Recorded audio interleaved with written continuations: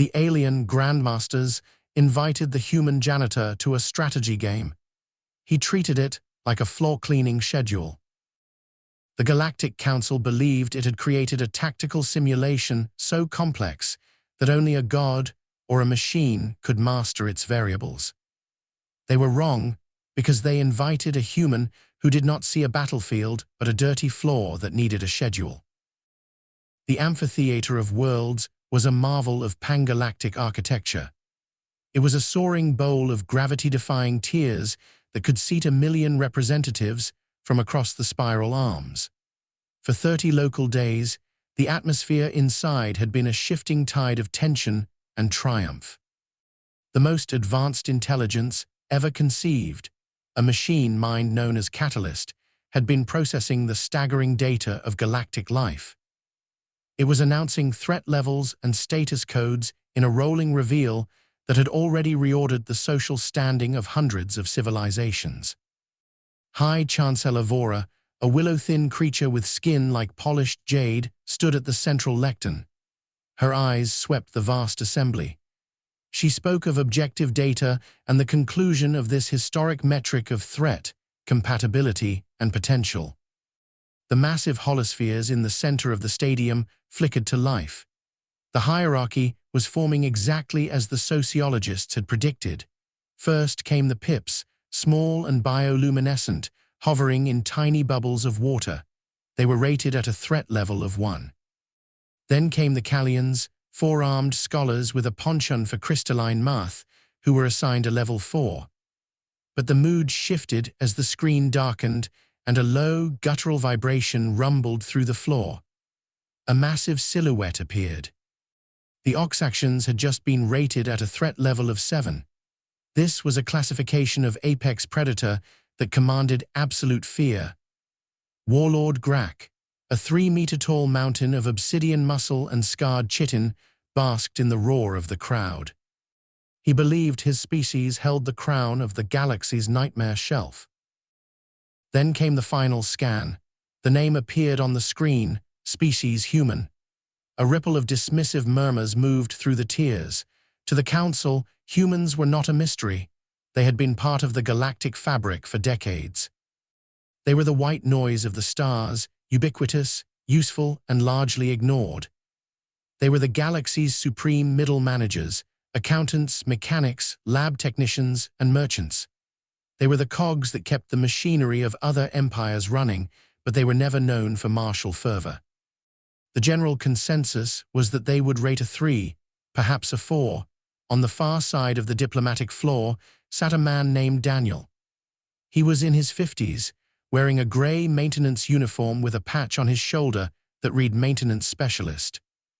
While the rest of the galaxy watched the screens with bated breath, Daniel was currently squinting at a small plastic container, trying to peel the lid off a pack of earth-grown almonds.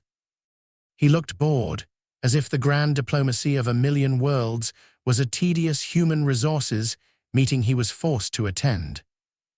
Suddenly, the cooling fans beneath the floor began to whine into a high-pitched scream. The crystalline pillars of the AI core began to glow, not blue, but a deep, bruised, bleeding violet. The number appeared on the screen and burned into the air. Threat level 11. Maximum. The silence that followed was absolute. A level 10 was a planetary extinction event. An 11 was a theoretical impossibility. It suggested a threat to the very fundamental structure of the Concorde itself. Catalyst explained the logic. Humans do not adapt to environments. They force environments to conform. They rebuild where destroyed. They treated the apocalypse as administration. Daniel finally got the almond container open with a loud pop that echoed through the silent million-seat stadium like a gunshot. He looked up, noticing the billion eyes on him, and muttered, "Oh, is that us?" Warlord Grak rose from his seat, his mind refusing to accept the data. He moved toward Daniel, his massive obsidian frame cutting through the clinical light like a jagged shard of midnight. He stopped a mere meter from the human and stared down with depthless eyes like pressurized oil. He demanded an explanation for why a species with no natural weapons and inferior skeletal density was rated 4 tiers above his own. Daniel looked up from his snack. He didn't stand. He didn't even adjust his posture to account for the 3-meter shadow looming over him. He rubbed the bridge of his nose and said, "To be honest, I think the machine is just looking at the logistics. I'm a maintenance guy. I handle vent cleanings and floor schedules. But if you're asking why we're dangerous, it's probably because we don't stop until the job is done." To understand how the galaxy reached this moment, we have to look at the hidden reality of the human tourist phase. For 30 years, the humans played the part of the grateful, slightly naive newcomer. Human diplomats were charming, curious, and occasionally bumbling. They were easy to underestimate. During this time, human cultural observers were everywhere. They were the students in galactic universities who never missed a lecture. They were the workers on trading stations who negotiated contracts for months and shared drinks with their alien counterparts. They attended 3 separate diplomatic infrastructure tours of Nexus Station. They walked through the power distribution hubs and the atmospheric control centers. They asked seemingly innocuous questions about backup systems and relay redundancies. The Council assumed it was scientific curiosity. They were wrong. Following the Protocol Prometheus doctrine, human cultural observers had been mapping every undisclosed power grid vulnerability while naively asking questions about maintenance schedules. But this behavior was not limited to diplomats. It extended to the very bottom of the social ladder. In the royal palace of Queen Xyleria on the capital planet Aurelian, Daniel had once pushed his cleaning cart across the polished floor. Most people in the palace barely noticed him. To them, he was just a simple worker cleaning lower halls and maintenance rooms. They did not know that Daniel had once been a soldier on a world where the gravity was 3 times the galactic standard. He had failed his medical exam for the Earth Defense Force because of a minor heart arrhythmia, but he carried the same second skeleton of training. Late one night, when a coordinated assassination attempt was launched by a rebel faction, the palace security nodes were manually disabled. The elite nursery guards were removed. The Queen's 4 young children, her beloved quadruplets, were left defenseless. Daniel noticed the lights flicker. He knew the maintenance systems in the palace never malfunctioned. He didn't call for backup. He didn't hide. He moved. He reached the nursery just as the attackers were closing in. He led the children into the narrow service corridors, places he had spent months cleaning. He took them to a small repair room, Sector C-17. He didn't have an energy rifle or power armor. He had a toolkit. He used a compact plasma cutter designed for repairing pipes as a weapon. He used an emergency battery to overload the door circuit, creating a shock trap. When the professional rebel soldiers arrived, expecting to find frightened heirs, they found a human who treated the defense of those children like a problem that needed an efficient, permanent solution. Daniel took down the first wave of attackers using magnetic clamps and his plasma cutter. He fought with a calculated economy of motion that left the rebels shocked. He wasn't fighting for glory, he was cleaning a board. When the palace guards finally arrived and the Queen entered the room, she found her children safe, playing games with the janitor behind a wall of storage crates. This same pattern played out on Nexus Station with another human maintenance worker named Tyler Grant. In a crowded marketplace, he saw an extremist group targeting a Nelvari princess named Mira. Tyler didn't have a weapon, he had his body. He stood between the trembling child and 8 armed attackers. He took 8 blade strikes. He bled across the station floor, but he did not move. He stayed upright until security arrived. When he woke up in a royal medical center, he found the king and the Lord Regent at his bedside. They gave him the Order of the Silver Star. They made the janitor a special envoy. The galaxy looked at these incidents as isolated stories of human nobility. They missed the common thread. They didn't see that every human, from the janitor to the ambassador, was a persistence predator who looked at danger and saw administration. This resilience was further proven during the Deathworld training sessions. Ryan Walsh sat in a recruitment office that smelled of disinfectant and broken dreams. He was sent to Morty's 7, a Class 9 death world with a 47% mortality rate. The gravity would crush most biological forms. The rain was sulfuric acid. While his alien counterparts, like the 7-foot reptilian Commander Thal and the crystalline Lieutenant Kem, struggled in powered exoskeletons and energy shields, Ryan Walsh was unzipping his jacket because the air felt pleasantly cool. He walked across valleys of exploding gas pockets while eating a peanut butter sandwich. He explained that the key was to listen to the ground. It made grumpy noises before it exploded. When they encountered the screaming river, filled with electric eels the size of subway trains, the alien team prepared for a 6-hour crossing with full insulation suits. Ryan took off his boots and went for a swim. He convinced one of the giant eels to give him a ride by offering it part of his energy bar. He sat on the back of a creature that could power half the galaxy and scratched it behind the ears.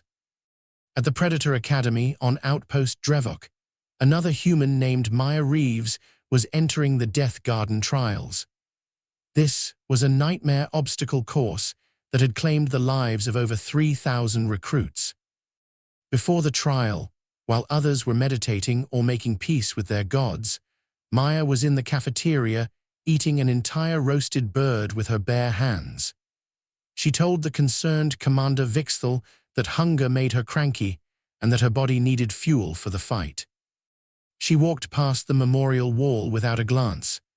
In the garden, she didn't just survive, she practiced tactical altruism. She spent her time helping other recruits, including the hulking Corfax twins, navigate the traps. During the first stage, known as the furnace, the temperature rose to 68 degrees. While others panicked, Maya stood still, listening. She identified the acoustic signature of the cooling systems to find the thermal suits. She grabbed 4 extra suits and handed them to her competitors. In the final stage, a neural interface that manufactures nightmares, the AI showed Maya her home on Earth in ruins. It tried to break her with guilt and grief. She stood in the simulation and said, "No, this isn't real. Even if it were, wallowing in guilt wouldn't honor them." She solved the puzzle and became the first recruit to lead a team through the garden with 0 casualties. She named her unit the Pack Hunters. This ability to bond with predators was seen again on Station Harmony. Dr. Ben Foster, a human veterinarian, was confronted with a dying Dravok. This was an apex predator from a death world, an animal so dangerous that protocol demanded humane termination if it were in pain. The Dravok was thrashing, its heart rate increasing, internal bleeding worsening. Ben Foster told the head veterinarian, Dr. Nera, to lower the containment field. He walked into the enclosure without sedatives. He didn't look at the creature's eyes, he looked past the shoulder. He whispered, "Easy, buddy. I know everything hurts, but I can help." Against every behavioral model, the predator calmed down. Ben diagnosed 3 broken ribs and a punctured lung just by feel. He told the staff that scanners don't build trust. He pressed his forehead against the animal's skull and performed the surgery while the creature purred. He later saved a Talvex named Striker by realizing the creature wasn't dying of organ failure, but of cold and loneliness. He taught the alien keepers that love is the oldest medicine. The galaxy admired this empathy, but they failed to realize what it meant for their own security. If humans could domesticate the most dangerous predators in the galaxy, what would happen when they decided to stop being friendly? The Kavth hegemony found out the hard way. They decided to humiliate Earth by giving them an obsolete warship, the Gavathas. It was 4.2 kilometers of 200-year-old junk covered in orange disposal markings. The Kavth ambassador, Verith, joked that in another few centuries, humans might understand what they were looking at. Dr. Sarah Chen, a human aerospace engineer, looked at the ship and saw a skeleton waiting for muscles. Within 18 months, her team had cracked the alloy growth process. They found that the ship's walls were smarter than anything humans had ever built. The Cav had thrown away a knife, so humanity made it a sword. They remapped the targeting computers to human railguns and inserted human fusion drives into the alien magnetic confinement channels. They created Project Bastard, a hybrid nightmare that moved 8 times faster than any human vessel and could engage 12 targets simultaneously.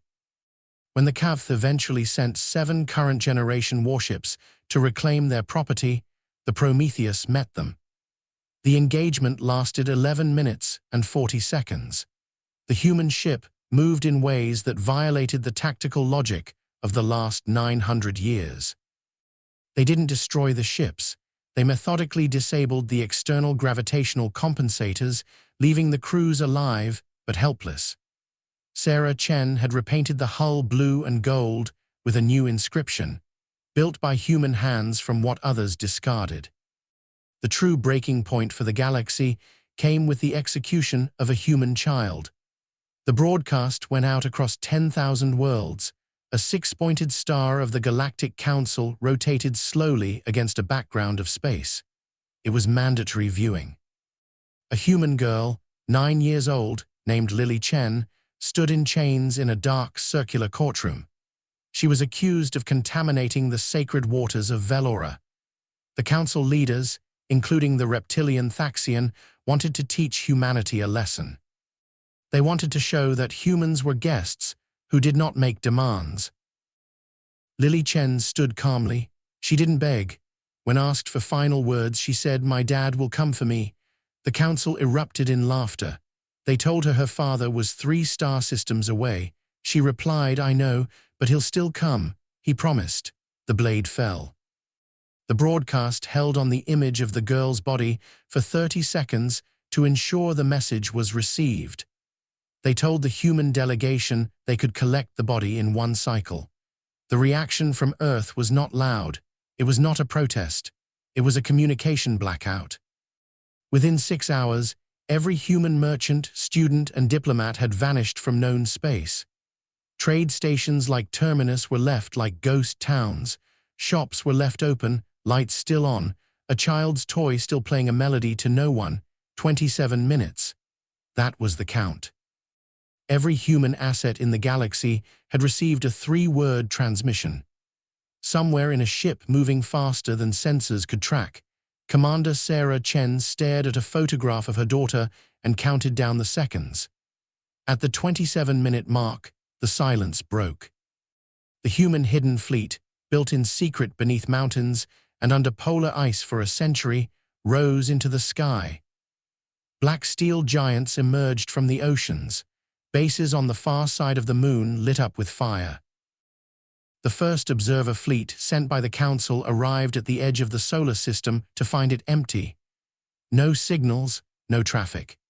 Then, 30 human warships appeared from nowhere, surrounding them in a perfect sphere. These were not the registered patrol boats. These were warships larger and more advanced than anything in the Council registry. The human ships didn't fire. They just cut the power to every Council vessel instantly. A female voice, calm and cold as deep space, sent a 4-word message: "Leave, don't come back." The Council didn't listen. They sent more fleets. They met the humans at the Battle of Sigma 7, 3,000 Council ships against 300 human vessels. The Council admirals were satisfied. They believed numbers mattered. Sarah Chen released the ghosts. 200 of the human ships were autonomous decoys designed to confuse and terrify. They appeared and disappeared, detecting energy signatures that violated known physics. While the Council fought shadows, the real human warships targeted communication relays and command vessels. In 10 minutes, the Council fleet could not coordinate. They were 3,000 individuals acting alone. The humans didn't try to destroy the fleet. They humiliated it. They proved that strength means nothing without intelligence. The Council lost the war in 27 days.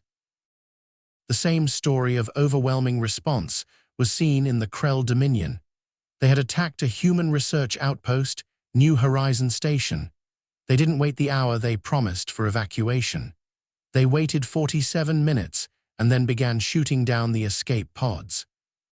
Warm Master Zether of the Krell broadcast the destruction as a lesson to the galaxy. He killed 835 people, including children. He thought humans were weak talkers. Admiral Marcus Cross of the Terran Defense Fleet didn't send a diplomatic protest. He activated Protocol Nightfall. He told the Council that Earth was busy and they would talk when they were finished. He took 200 warships to Krell's space and faced 5,000 defenders. He used Wolfpack tactics to dismantle their fleet. When he reached Krell Prime, he gave the population 24 hours to evacuate. He wasn't looking for revenge, he was removing a threat.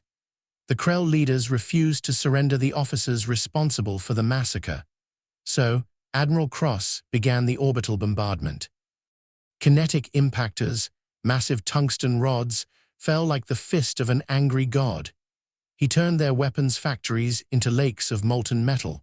He made Krell Prime uninhabitable for 10,000 years. He left a monument in the ruins.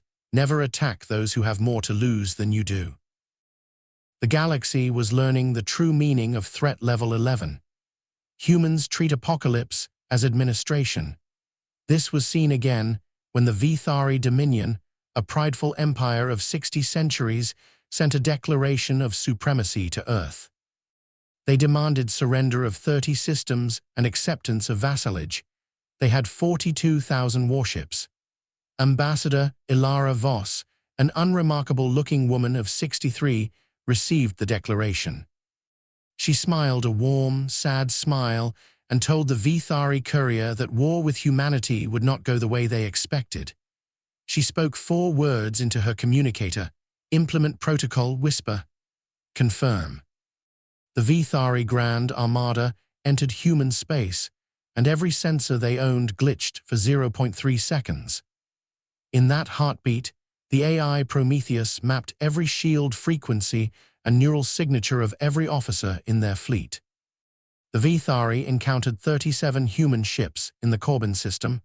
They sent 500 to destroy them. The human ships moved in ways that turned the crews of standard ships into paste. They fired kinetic slugs at relativistic speeds that ignored Vithari shields. Then, from the clouds of the gas giant Jotunheim, 600 more ships rose. The traps snapped shut. The humans coordinated their fire like a single organism with 637 bodies. They dismantled the Vithari machine in 6 hours. Admiral Cross and the Quiet Resolve then jumped to the Vithari home world. They sat in the sky for 1 solar cycle, doing nothing. They offered terms that asked for almost nothing for humanity, only the freedom of the 19 species the Vithari had enslaved. Warlord Korth, confused and broken, asked why they didn't take his world. Ilara Voss told him, because we have been you. We know what it feels like to be the conqueror who realizes too late they destroyed what they were trying to protect. But humanity doesn't just remember their enemies. They remember their friends. 200 years ago, a species called the Karani sacrificed their last 3 planetary shield generators to save Earth from a 3-kilometer-wide asteroid. They asked for nothing in return except to be remembered. 2 centuries later, a human exploration ship found the Karani dying on a frozen world orbiting a burned-out star. They were down to a few thousand individuals. The news was classified at the highest level. President Sarah Chen, the descendant of the woman who first met the Karani, ordered full fleet deployment. It wasn't a military operation. It was a repayment. Humanity sent 847 ships, including dreadnoughts and deep space mining platforms. They committed their entire civilization's resources. They manufactured specialized fusion injectors the size of buildings. They injected massive amounts of hydrogen into the star's core and used controlled antimatter explosions to jumpstart the fusion reaction. They brought a dying star back to life. They terraformed 7 worlds in the system and restocked the oceans with fish. They turned a frozen waste into a garden paradise in weeks. The Karani Elder Velta told Admiral Tanaka that other species feared human weapons, but they should fear human loyalty instead. Back in the amphitheater of worlds, the Grandmasters saw an opportunity to humiliate Daniel. If the human claims to be a master of logistics, then he shall play our game, High Chancellor Vora announced. They invited Daniel to the center of the stadium to face Catalyst in a tactical simulation. The scenario was a Class 12 hazardous event, a total collapse of a sector's infrastructure under the weight of an invading swarm. The Grandmasters had spent centuries perfecting their responses to this simulation. The best of them could hold the sector for 2 hours. Daniel stepped up to the starlight table. He didn't look at the military icons or the energy readings. He didn't look at the troop counts or the weapon systems. He looked at the layout of the power grids and the supply lines. He saw the entire sector as a giant, interconnected building that hadn't been cleaned in 3,000 years. He saw the undisclosed power grid vulnerabilities that human cultural observers had been mapping for decades under Protocol Prometheus. He saw the way the Council's infrastructure was built on trust rather than redundancy. The simulation began. Catalyst deployed the swarm, a chaotic wave of destruction meant to overwhelm any defender. The Grandmasters leaned forward, expecting to see the human crumble. Daniel didn't move. He waited for 4 minutes, his eyes tracking the patterns of the swarm. He wasn't thinking about war. He was thinking about how a hallway fills with dust if the ventilation is blocked. He was thinking about the time he had to fix the plumbing on a station while the life support was failing. At the 5-minute mark, Daniel began to work. His fingers danced across the holographic interface, but he wasn't issuing attack orders. He was rerouting power. He was shutting down non-essential sectors. He was closing valves. He was applying what he called administrative logic. He treated the enemy fleet like a collection of expensive scrap metal that had been left in the wrong place. He used the Council's own maintenance schedules against them, triggering safety audits and software patches that froze the enemy's navigation systems in place. The Grandmasters watched in horror. Daniel was not fighting a battle, he was cleaning a board. He didn't use superior firepower. He used pattern recognition to identify where the off switch for the entire sector was hidden. He found the gaps where the data should have been, but was not. He realized that the Council's AI relied on predictable models. Humans, however, do things because they are told they cannot. Daniel intentionally introduced spite into the equation, performing maneuvers that violated the tactical logic of every species present. At precisely 11 minutes and 4 seconds, the simulation ended. The entire invading force had been neutralized, not destroyed by a grand armada, but rendered irrelevant. They were trapped in a loop of compliance verification and maintenance cycles. Their engines were dark. Their weapons were locked. Their communication was jammed by a human electronic warfare package that interfaced with their power distribution systems. The sector was silent. It was the quiet of a thing that had been running for centuries and had now stopped. Catalyst's screen flickered. The AI core began to pulse with that same bruised violet light.